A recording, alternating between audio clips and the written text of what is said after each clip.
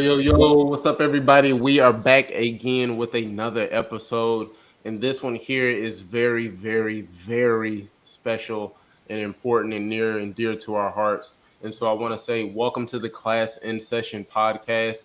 I am your host, Logan Taylor, with my partner in crime, my brother, Mr. Dante Hampton, and we have a very special guest for you all. Dante. Yes. So we have a special guest, as in Patrice Badami. Hopefully, I said that right. Is that correct? Yes. Okay, awesome. She has a master's in elementary education and special education. She's been a special needs teacher for over at least a decade. Can you just give them a little bit more insight where you're from and what exactly all Sure. you do? Okay. So the reason I got my master's is because I have a son who was on this autism spectrum, and I was able to get special ed services through early intervention, which is really important, and we'll talk about that. And as a result of that, following through with all of his CSE meetings, which are Committee on Special Education meetings, he was able to be reclassified, which is something people need to know, that you can be reclassified. You're not stuck in a box. It's very fluid. He was changed to language impaired, but he just graduated college, and he did very well. So you need to follow through, and we have a lot to talk about. IEPs is something else I wanted to talk about. But the bottom line is I did that for 20 years or so. I was in and out of different settings, working with different populations, and I have a lot of insight in that area. Awesome. Can you also tell our audience where exactly are you from? Yeah, I'm from Rockland County, which is right outside of New York City. Okay, awesome. All right. And you said so you got into education because of your child. Is that correct? Right. Correct. All right. Can you for the people who don't know, can you tell us about that journey as far as your relationship with your child while as well actually teaching the Okay. same thing, if that makes sense? Absolutely. Okay, so originally I was an occupational therapy student.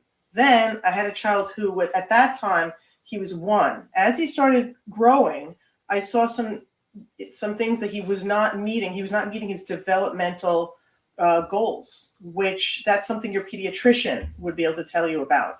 Essentially, as they grow, there's certain milestones they should be meeting so that they're able to move forward physically and cognitively, which is intellectually.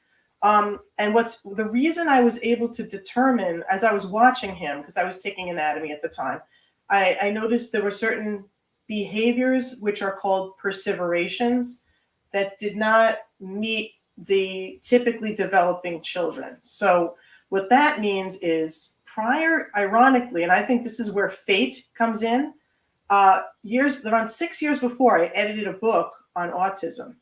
Something about that book, something said to me, hang on to some of these words, learn from this book. And those words came back to me in a rush when I noticed my child behaving in a certain way. I said, this kid's on the spectrum.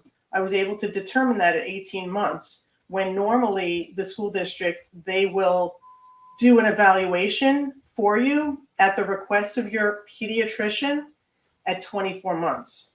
So early intervention helps children who might have been lost between the cracks get back on track before they begin an academic journey. In other words, kindergarten, whatever. They usually will help the child just a year prior to them doing nursery school or preschool. So that's what I want to talk to you about is early intervention.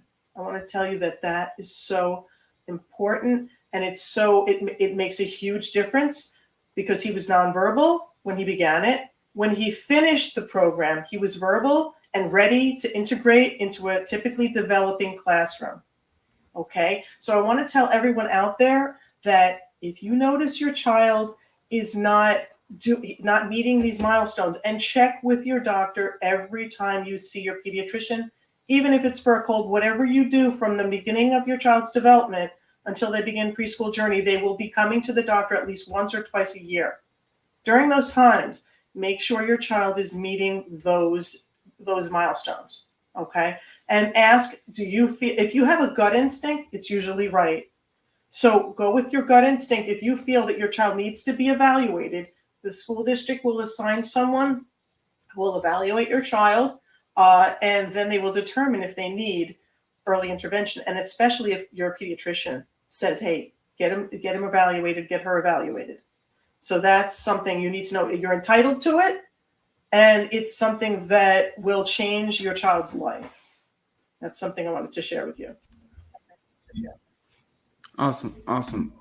Now, can you give us, I would say, one is your biggest struggles that you can talk about in the classroom compared to what you say a normal teacher who might be dealing with class disruption or, dealing with someone who's behind? Can you discuss what kind of struggles you possibly had in the classroom dealing with special needs? Just because our audience needs to know what exactly goes on in that classroom. Perfect. Okay.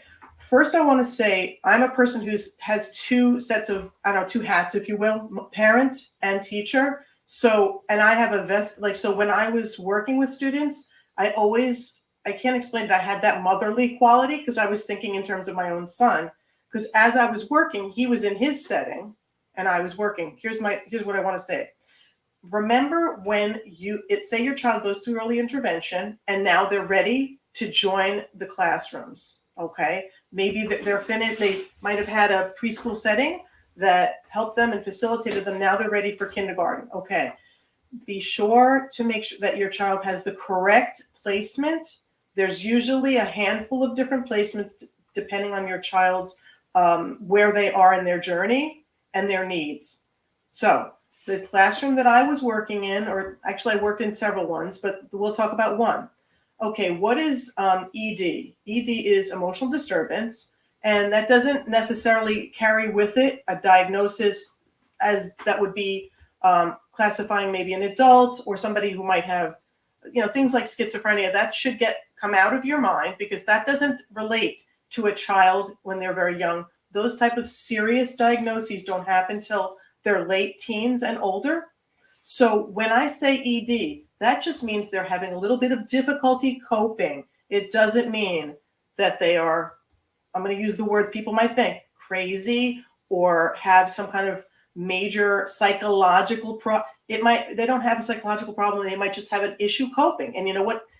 In my classroom, here's something important to remember. Emotional disturbance, it might be classified for a child who has very sensitive sensory processing. Sensory processing. So what that means is a child might not be able to deal with the lights in a classroom. The fluorescent lights might upset them. It might cause overstimulation in their eyes. They might have a visual issue. So they also might have an issue with the classroom that's too big. So that's something. Then they might be nonverbal and they might be put into a classification for ED because of their behaviors. So what's important here is to get your child evaluated from A to Z, psychologically, cognitively, which is academically, and physically, in case they're in pain, perhaps, that you don't know about. So what you need to do is to make sure they're in the right setting and continue every year getting them classified. In my classroom, I worked with children who were nonverbal with autism. They had varying degrees of autism, and there were a lot of behaviors that went along with that. Why?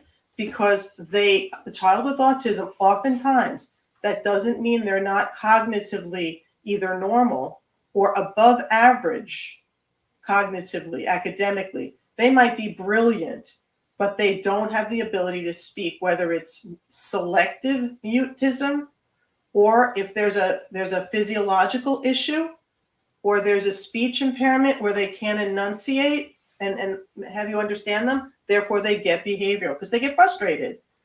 So I worked with children who were so smart, but they weren't able to speak. So sometimes you can teach them through speech, and they have therapies that come into the classroom. They can teach them articulation is the formation of the words, okay? Expressive language is how the child speaks to you and tells you, I need water or something.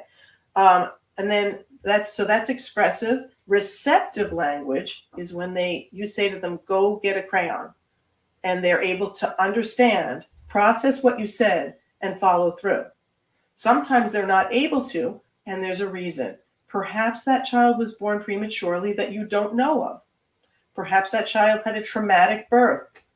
Maybe that child, as a toddler, had a traumatic brain injury where they fell and hurt themselves. You don't know. So, what is important to remember is when you look at a child who's behavioral, you have to look at the whole picture. See, are they comfortable physically? Are they, you have to see, are they hungry? Are they thirsty? You need to try to work through and look past that behavior into what's causing it. Now, in my classroom, there were some children who, when you try to get them to speak, or not, they don't necessarily speak with words. They can use sign language, and you use pictures, like, for example, a glass of water or a potty. And then you teach them to touch these things. And that's a schedule.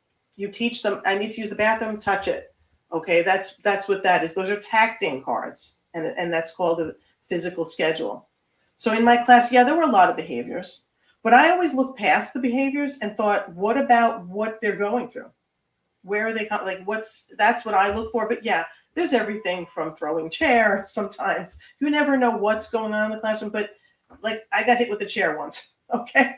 But you know what? That child, he didn't have enough to eat that day. We saw what he brought in. And so we supplemented his meal, and he felt better afterwards. He was hungry. We get crabby when we're hungry. So what's important here is to look at the entire picture and make sure you know why that child could possibly be behavioral. That's what I'm more concerned with. But the way we facilitate children in the classroom, several ways. We break that down in the classroom into smaller groups. Okay. Then they're able to get more. I had 3 children in my group.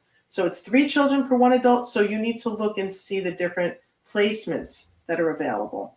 There's integrated classroom. What is that? Half typically developing. There's half children with special needs.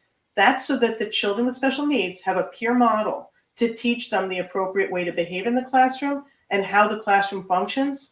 Then there's contained classrooms where the children are all special needs, but they have a larger quantity of adults. That could be 3 to 1, could be 4 to 1, and you'll see when you look at what's offered to you. That's what you'll note and see. There also might be a one-on-one teaching model where you have a 1 teacher, 1 student. And that's what that would be, or 1 teacher in the classroom, a teacher assistant. Co-teaching would be a special needs teacher and an not elementary ed, the general ed. So it'd be general ed, special ed. There's a lot of different models you need to be aware of.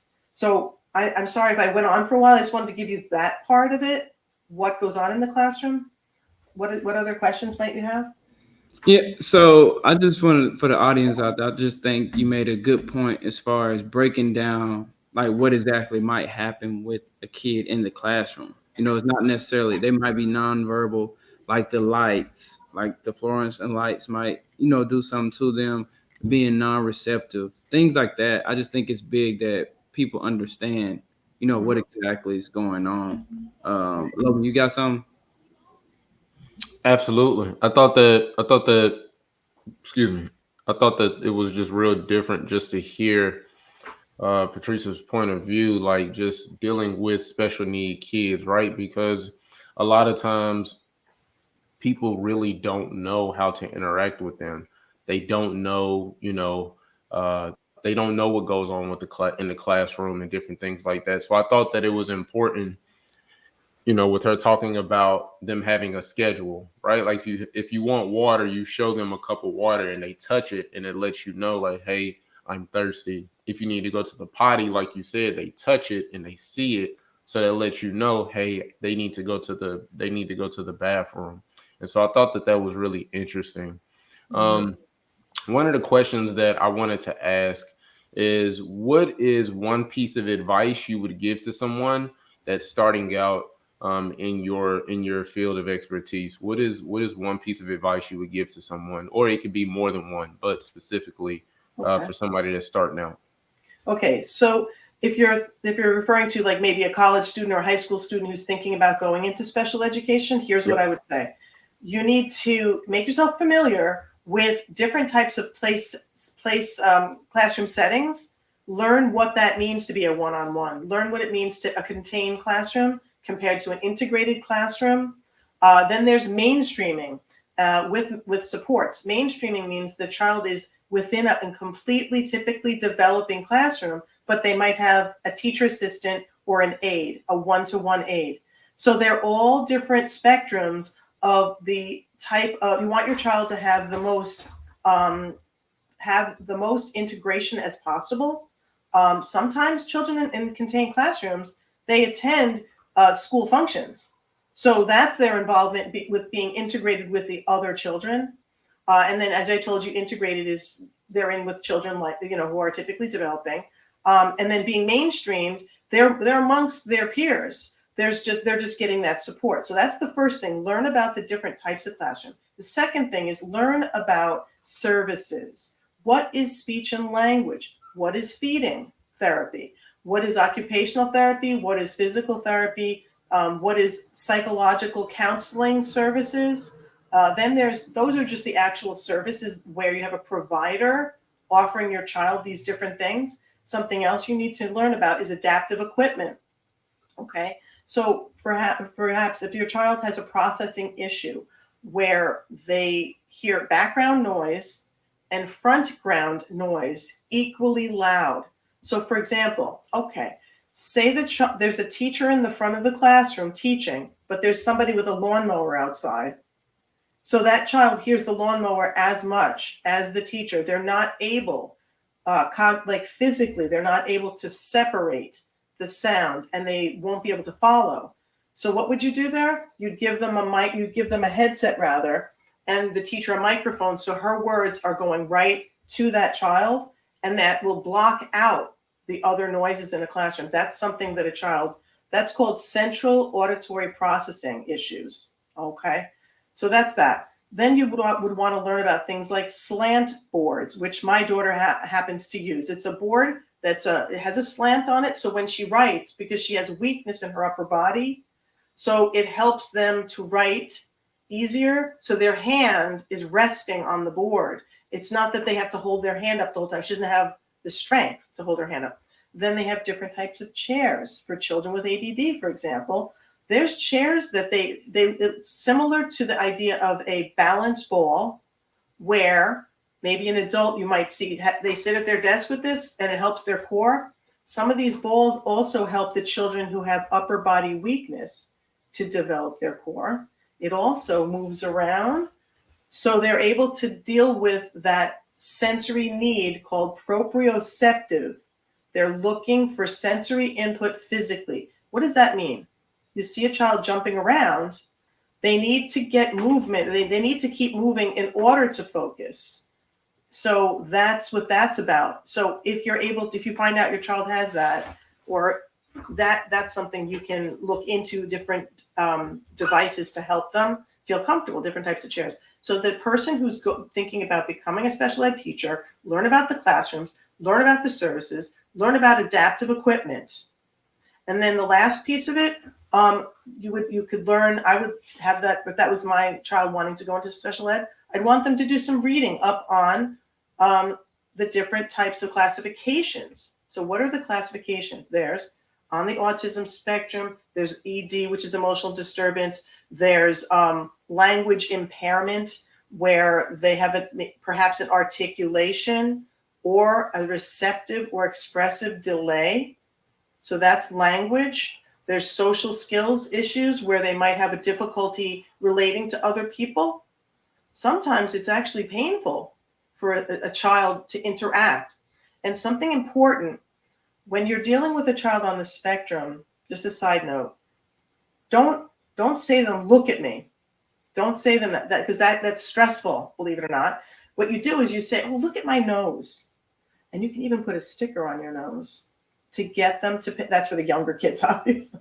But to get them, what happens is when they look at that sticker, they're looking at you.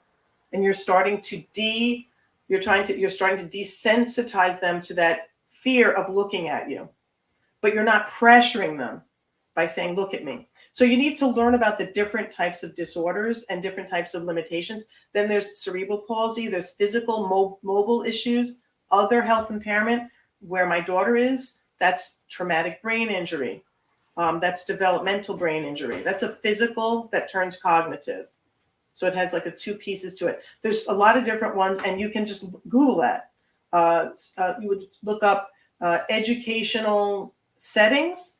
You would look up educational adaptive equipment and educational classifications based on your state. They have different ones. So that's what I would say. Prepare yourself and also do a lot of observation. Oftentimes when you're on the path of getting your master's or even your bachelor's, they want you to do a certain amount of time in a classroom where you observe. And I would say to you, don't observe a general ed classroom, observe a special ed classroom. And also, even if you're going to be a general ed teacher, observe a special ed classroom. You know why? Because of the mainstreaming, there's going to be at least nowadays, there's going to be like 4 to 5 children in your classroom with special needs. And you need to learn how to cope with that. And that's fine. That's something you need to do because it can't be a shock to you. You can't say, I'm not doing special ed. I'm doing general ed. Well, familiarize yourself so you cannot get thrown off your game by seeing the child in the corner who needs special needs with their TA. That's what I would say for that. I love that. Wow. Oh my God. You gave so much game. Like you dropped so many gems. That was wow. Wow, wow, wow, wow, wow. Like ED, right? Being on the autism on the spectrum, talking about the difference between the sounds and a kid hearing the lawnmower and hearing you talk. And then a solution would be is to put the headphones on so that way they could block that lawnmower out and hear your Right. voice specifically. Even to the point where you said putting the sticker on your nose and having them and saying to them, "Hey, look at my nose," and not specifically saying, "Look at me." And I thought that was just like really mind blowing to me because I've seen when I've gone into schools and I've seen some people that deal with special need kids, they're treating them like, and of course they are regular human beings, they just have some special needs, right? And so they would talk to them as if a student that's just, they have regular motor skills, they don't have weakness in the shoulders and different things like that, right? Like you could go, like you said, I think you said the integrated classes, right? So for some of the kids that are not on special needs, you can say, hey, you can snap at them, maybe be a little more aggressive and say, hey, look at me. Mm-hmm. And that would be something that they would do, right? Well, with a special needs child, you can't snap at them and say, hey, look at me, because that makes them uncomfortable. And so I Yeah. thought that stood out to me. And I thought that was very important because it also is an attestament to your heart and where you're at, right? That also explains how big your heart is Oh, for our scholars and our students. And so I want to give you, Dante wants to give you, here at Y.B.Normal, we want to give you your flowers while you can still oh, smell them and say thank you so, thank you. so, so, so much. I So we appreciate really that. appreciate you. And oh man, we really, really appreciate you because this episode it's gonna free some people and it's gonna help some people. It's gonna help some parents, it's gonna help some teachers and different things of that nature. It's gonna help people in the community. And so I am so honored and so grateful to have you on this episode. And so thank you so much. And like I said, I want to give you your flowers Oh, and tell thank you you. that you matter, let you know how phenomenal and amazing you are. I appreciate that. One thing I wanted to share with you also is coming from the parent side. In short, remember this, that your child's entitled to services. Now, in a world that's perfect, every child will be facilitated or given the services that they need. It's not a perfect world. What you need to do is you need to educate yourself. Once your child has been diagnosed by your pediatrician, perhaps a neurologist, and there's pediatric psychologists who offer a test that's a neuropsychological test. It's a test that tests their physical as well as their academic and cognitive and their social skills. Once that's done and you have information from, I call them outside independent, get those, then you approach the school district and say, well, usually it's not the pediatrician, it's usually the neurologist. They think that he or she needs this, this, and this. That you must go into your special education meeting having read some books. The autism source book's amazing. I have some stuff on my website, but try to read up on whatever your child has been classified with your special, your neurologist, what they classify them as, and read up on it. You can even use the internet. You don't necessarily have to get a book. Read up on it, learn what they're entitled to, and get the suggestions of professionals. Then you go to the school district, and you know what? I just went to the school district for my daughter, and they were fighting me, and I know what she needs. So expect a fight. Expect it. And if you don't get a fight, awesome. If you do get a fight, then make sure you learn as much as you can and get your outside independent evals. So you get your neurologist to write a note, get the pediatrician to write a note, get a child psychologist, and get these people outside of your school district. You don't want to get these professionals within the school district. Sometimes they work with the school district. You know what I'm saying? And they're not impartial. You want someone outside. Get those evals, and then you have something, a leg to stand on, if you will. Make sure you get those, so you'll really advocate for your child. Wonderful. Let's talk about one more thing, and then I want to go into talking about acorn to tree. Can you explain what a IEP is? Like, can you just break that down? Explain to our listeners, what is an IEP? What does it consist of? You know what I'm saying? How does it happen? Different things like that. Like, I know we've been talking about, get with your neurologist to figure out, if your child is on a special needs spectrum and different things like that. Can you just touch on that and go into that? Oh, absolutely. And I'm glad to do it. Okay. So an IEP means an individual education plan. This is an education plan that includes background of the child from when they were born. For example, if they were born premature, it has their history, their physical history, and their cognitive. This child went to preschool, this one did daycare. It has their background.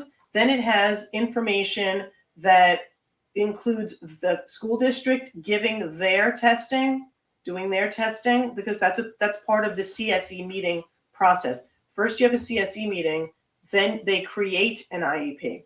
Okay, so it'll have the school district's testing, and remember, the school district will also test your child for preschool.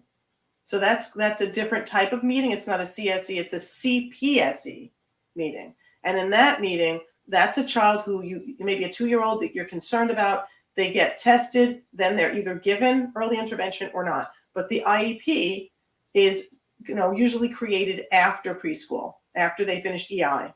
So you have they have a smaller one, I should say. It's not called an IEP, but it's a list of goals. So it's like that's what they have for the preschoolers. Once they have this, they have the testing through the school district, they have the history. That's when they move into the specific goals of the child. For example, if a child needs to walk with alternating steps, 1 foot, 1 foot, 1 foot, 1 foot, that's going to be listed under physical therapy as a goal. Each area is going to have at least 2 to 3, sometimes even 5 goals. So that's PT. Occupational therapy. So they would have a goal where the child would not hold the pencil. I don't know if you can see what I'm doing, but since it's a podcast, it's a quadrupod grip where they're using 4 fingers and the thumb to hold the pencil. That's not the proper way to hold the pencil. So that would be to eliminate the quadrupod grip. That's an OT goal. Then you'll have a speech goal. That would be to pronunciate the letters R, S, and W appropriately after X number of months. Then there's feeding, which my daughter also needed. So when a child is born prematurely, or they have some kind of a difficulty when they're very, very young, they might have laxity here in the jaw, which contributes to their inability to enunciate. But they also might not be swallowing right. What does that mean? You might watch them drink a bottle. Okay. They might breastfeed fine. But if you give that child a piece of steak, they're swallowing it. A piece of granola bar, they're swallowing it. And that's when they lead to digestive issues, constipation. That's what happened to a friend of mine. And the thing is, that child can also choke. So you have to get when they do a speech eval, you ask for an oral, facial, maxil, that you have to get an oral, facial, how would they describe that? Like making sure the functionality of the oral muscles is intact. If not, they'll do a program called tongue tips, which is a program to help strengthen the tongue and strengthen the jaw and the cheeks. By doing that, they'll be able to chew and swallow normally. So that's feeding therapy, and my daughter's doing that. Okay, so then there's, it also will list if they have a slant board, a special, any type of accommodations that they would have.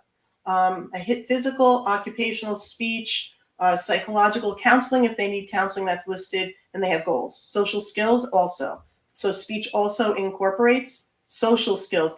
Do they relate to their other kids in their class? It'll help them relax and relate to other kids if they have a group speech. So all of that's on the IEP. And then if you do have outside independence, they don't include those evaluations there, but they'll list that you went to these different things. I think, honestly, they don't want to list all of your personal evaluations, because then it'll almost push them into having to give you the services. You know what I mean? It's kind of not quite the right thing to do, but that's how they do it. So they'll list that you submitted a neurological report, this report, that they'll list it, but they won't list their results. Okay, they're also going to list your child's IQ on there, because they're going to be doing testing for that. And just as a side note, 100 is considered normal in the sense that that's the average. Children who have, maybe 85, that and up, it doesn't mean that you write them off. They can progress with these supports. They can progress, they can move on to vocational, or they can move on to college if you continuously make sure you're on top of what their needs are and you provide them tremendous amount of support. There's nothing your child can't do if you don't really try for them. And then if you have to adjust, one of my favorite sayings is increase your productivity by decreasing your dreams and goals, in the sense that adjust so that you can move forward. If you need to say, you know what, my child can't do math, so they don't want to go into college, vocational, find them, adjust your path, but always support. So that's something I wanted to share with you. Wow. Yeah, you dropped the gem right there. Yeah, you dropped the gem. I like this. I like this episode. This is very, very informational, and that's right up my alley, because I like to research and knowledge and all of those different things. So this is right up my alley. So I love it. Let's before we go and continue with the podcast, just give me 1 second. We got to pay some bills real quick, and just do a small break. Listen, guys, this is the Class in Session podcast. I am your host, Logan Taylor, with my brother, my partner in crime, Mr. Dante Hampton. And listen, we need you all to do 3 things for us. And I promise you, it's going to take under 5 seconds. All right. I need you to like, subscribe, and leave us a comment. Okay. I'm going to say it again for the people in the back in case you didn't hear me. I need you to like, subscribe, and leave a comment. All right. Listen, guys, this is the Class in Session podcast. If you love what we're doing, if you like what we're doing, the value, the impact that we're making, share it with your network. All right. It's important. All right. Because we want to make an impact and we want to add value in the education space. And that's exactly what we're doing. All right. Just like with episodes like this with Miss Patrice Badami. All right. And we're talking about special needs and special education and the special needs children in that arena in the education space. And so again, guys, listen, this is the Class in Session podcast, and we need you to like, subscribe, and leave a comment. All right, Dante. All right. So just to do like a rebriefing for our audience, I think one of the main things I heard that I really loved was knowing the setting for students. I think that's very big in today's time because, like I know a lot of people, when you say special needs, they have no clue. And a lot of people are very insensitive to it. And a lot of people just don't want to deal with it. My uncle was as well was a special needs, and my nephew is special needs as well. He's very low autism, more nonverbal, but he's probably 5 or 6 now. But he can talk. But it took him a little bit to develop. But he can do everything. He understands everything. Very receptive. Can speak. But it took him a while, and he deals with noises. That's the thing for him. Um, but my question to you, and you can answer this however you want, is if there was a number or a value you think, what would it be as far as a special needs teacher? What would their salary be? Because we know there's teacher burnout, and people don't want to deal with it. People don't even want to be teachers anymore. And we ask everybody this, so you can answer this however you want to. If there's a number or a value that you think a special needs teacher would need to make, or just any teacher in general, what would they need to make in today's time? Okay, well, first I'm going to tell you, a friend of mine just she just retired. She was in 33 years and she was making over 100,000. So here's what I'm going to tell you. The way it works, at least in New York. Are you guys in New York? Where are you guys? We're in Tennessee.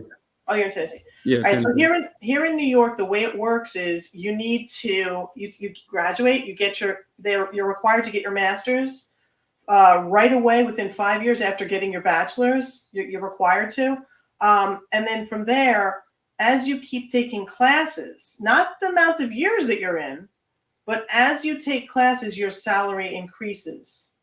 So, for example, what did she have? Wait. Run that back, man. Hold on. Run that back. Yeah, We don't just stand by that. Just run You that back. teaching us something right here. We learning. Okay. All right. So what I'm saying is my friend had her master's plus 60. So that's 60 credits. Okay. That's what she had. So what that means is you can continue, your salary continues to grow as you take more and more classes.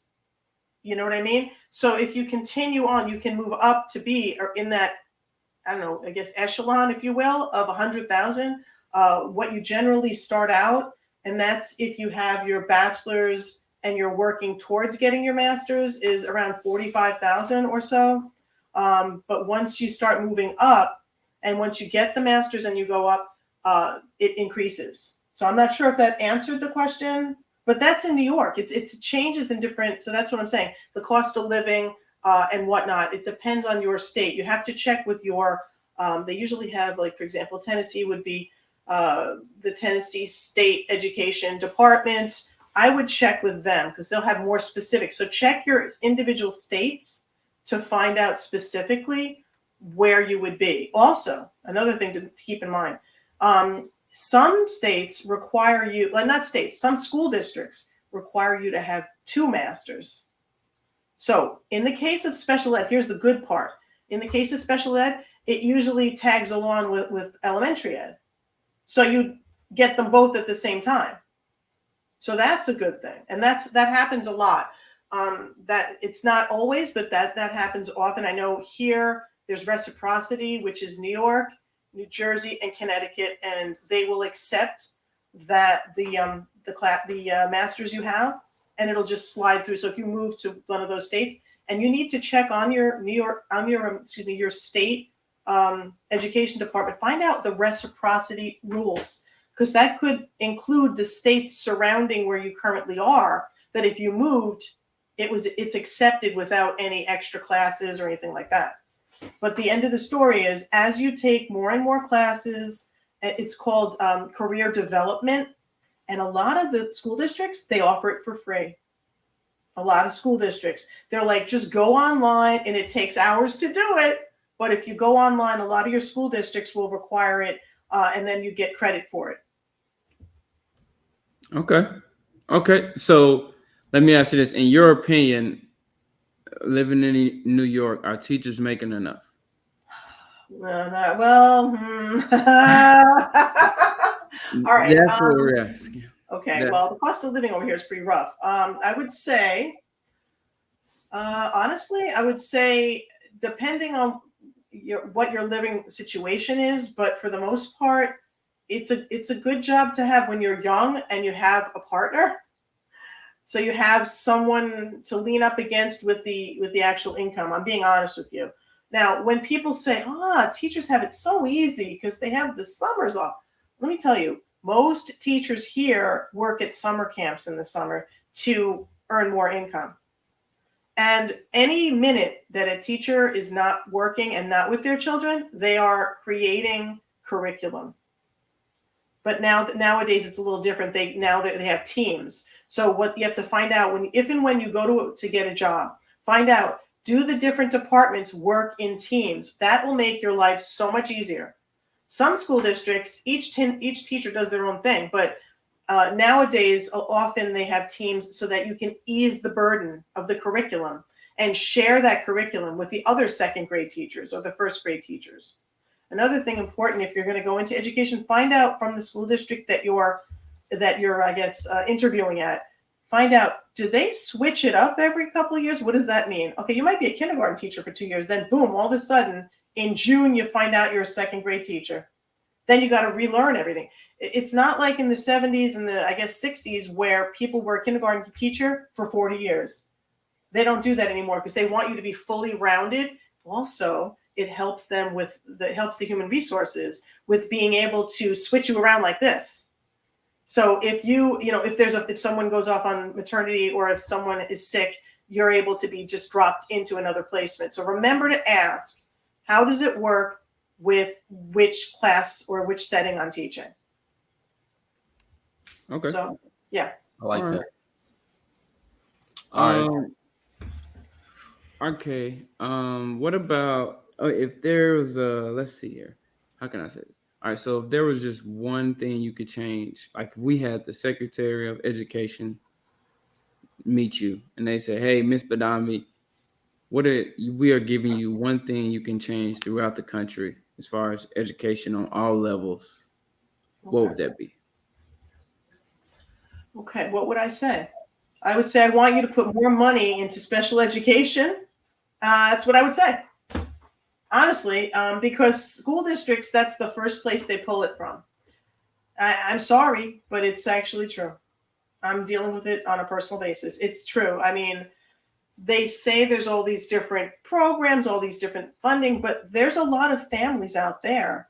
And even though we're in 2022, their mindset, in my opinion, is back in the 70s because they're assuming, if I just move to this school district or that school district, they're going to facilitate my child.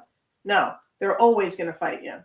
I have not met a school district where they're going to just give it to you. You have to go in there with a serious face and say, I need this, this, this, and this. So it's just, you have to literally fight. And the way you fight is educate yourself, know your child, get the outside independence, and you come up, you sit down at the table and say, I need this and this and this. And then you work with your child, get some workbooks, sit down with them, have them say the alphabet, tell them the sounds of every letter, then have them pick out the letters. That's going on a beginning level. But make sure you identify any type of reading problems early on, because that will just become a tumbleweed that gets huger and huger. You really need to make sure that you know where your child is when it comes. If I had to pick one area, reading.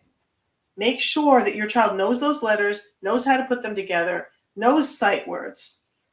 Teach them this stuff. And you know what? There's so many free. I mean, I'm not trying to promote my site. Go on to Teachers Pay Teachers. If you don't, know my website, you'll find a lot of free resources. So what I tried to do is compile on my website under the different resources, everything from autism, pregnancy, to, OTPT speech. And then I have reading resources. And it's not just stuff that you go on and find a website. There's printables. I just printed up so much stuff and I used my laminator this week. And there's a lot of stuff you can find to help your child.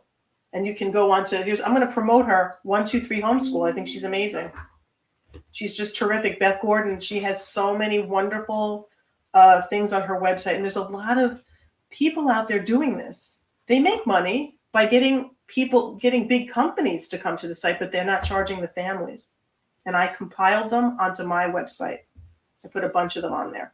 So what I'm saying is make sure that you identify everything your child needs and make a wish list of what you want. Then show it to your pediatrician. Get an outside OT, occupational therapy, physical therapy, speech. Get outside evals outside your school district, and then you go in with everything aligned, and then you can talk to they won't intimidate you if you have the knowledge. I love that. I love that. That's amazing. Thank you for dropping those gems. So let's talk about it. Let's talk about Acorn to Tree. What is it? What does it do? Let's just go right into it because I definitely Sure. want to discuss that. Okay, so I started it because of my daughter. Just when COVID hit, I immediately went to the computer and I said, I kept looking for things to entertain her and to educate her, but I didn't want paid ones because then they start accumulating and then you're paying all these bills. And there's too many that are out there that you have to pay for. So I said, let me see if I could find some free resources. So I made a little website just for us. It was like a portal. It had recipes, quick family recipes. It had educational, and it had crafting. That was it. That's all it had. Then I thought about it as a teacher, and I came up with all these different areas. I said, what about the high school students? What about the junior high students? So on my website, I have everything from pregnancy to facilitate the moms, and when they have the infants, different blogs they can refer to. Then I have babies, preschooler to second grade, third to sixth, seventh to ninth, 10th to 12th. Then I have autism, OT, speech, PT. These are all topics called resources, and under there I have anywhere from 10 to 20 per topic resources you can go to. Exercise, there's even children's exercise. There's journaling, there's art, drawing, crafts. So it's all, just check them out, see what you're interested in, what speaks to you. But the end of the story is there's a lot of people out there trying to help children as a result of this COVID, because it caused a lot of delays for a lot of children, a lot of frustration. But on there, these are just fun, wonderful resources. Khan Academy is amazing. I have that on there. And that has everything from preschool learning letters up to high school physics. And it's free. So I just wanted to compile and just thank all these people for creating this. There's over 1,100 websites embedded. In addition to that, I have crafting videos. I have book reviews, including Autism Sourcebook, that I review and I explain how I've used it. I'm going to have a little cute series on how to, cook for your family. And then there's another one, which is really important that I love. I have senior citizens. They're going to be on there, and it's called Years Ago, The Wit and Wisdom of Seniors. It's advice from senior citizens on how to raise your family, how to cook for your family, how to deal with in-laws, how to deal with academic needs. It has their opinion. I'm interviewing at all the different facilities around here, these retirement facilities, and they're all really excited. They're like, we want to tell the young kids and the young families different things. You know how you sometimes might say, oh, I wish I could talk to my mom or my dad or my uncle or my grandpa. Well, we're going to have that series on there very soon. I'm working on that right now. But it's just a fun website, and I found it to be helpful. I also have free printables. I think I have maybe 40 printables that you can just print them, download and print them to help your children. And I'm going to keep putting more on there. So that's the website. Hope people find it interesting, acorntotree.com. I love it. I love it. I love it. Dante, you have anything? I just think it's unique for her to have a website to help with basically special needs and just help with life. So to all our listeners out there, make sure y'all tune in to this episode and make sure you look at her website. If you have somebody with special needs, you have a parent who's dealing with special needs. If there's a young adult out there, that's in education and you're dealing with special needs, be sure to contact her. We'll get all her information for you, and she can tell you everything. And just check out the website for sure. Yeah, it has a lot of special needs. It has parenting, but it also has, for typically developing children, it literally has curriculum from preschool all the way up to 12th grade, and different resources like The Smithsonian has one, and New York Times has something. So it's different things to help them get their homework done at home too. I love that. That's dope. I love that. How can people get in contact with you, Patrice? How can people get in contact with you? Would you mind providing your contact information to our Oh audience? yeah, absolutely. Yeah, it's actually on the website. There's a form at the bottom where you can reach out, and you can email me there, patrice@acorntotree.com. So that's my email address. So yeah, you can totally send me an email question. I'm also on Facebook, Twitter, Instagram. So yeah, you can reach out in any of those ways. There's all messaging on all those different things, and I'll get back to you on that. Any questions you might have. All right, wonderful. Listen, guys, acorntotree.com. All right, acorntotree.com. Make sure you all check that website out. It has some of the most amazing resources to help you with parenting, special needs, curriculum, right? All the way from kindergarten or pre-K all the way up to high school. So it's very, very important that you all check that information out, that you go to Patrice, you go to her website to acorntotree.com. And before we get out of here, would you mind leaving our audience with a piece of motivation? Okay.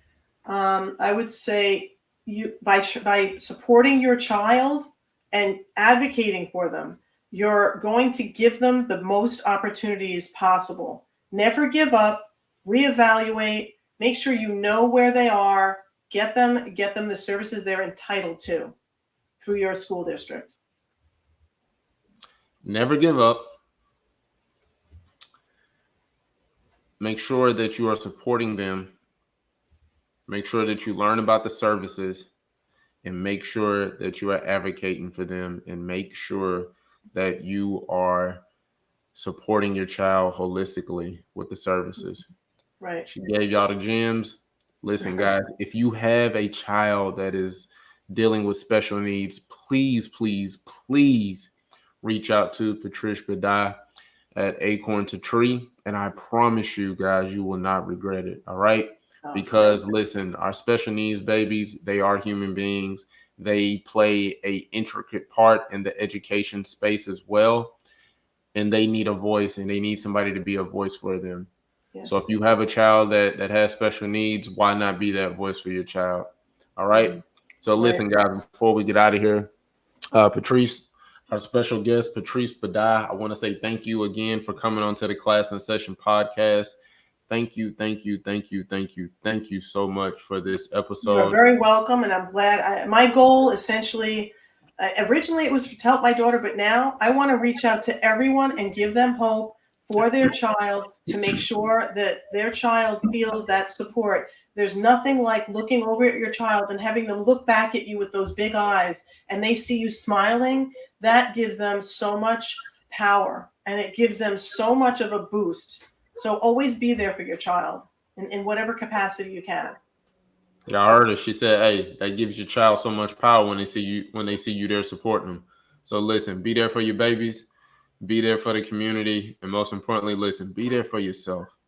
All right, Patrice, thank you again. Before we get up out of here, listen, guys, this is the Class in Session podcast. I am your host, Logan Taylor, with my partner in crime, my brother, my co-host, Mr. Dante Hampton. And listen, in closing, like we always say before we get up out of here, Y.B.Normal. When you can be extraordinary. Thank you, guys. We'll see you guys again soon. All right. See you next episode. Peace. Okay. Take care, everybody.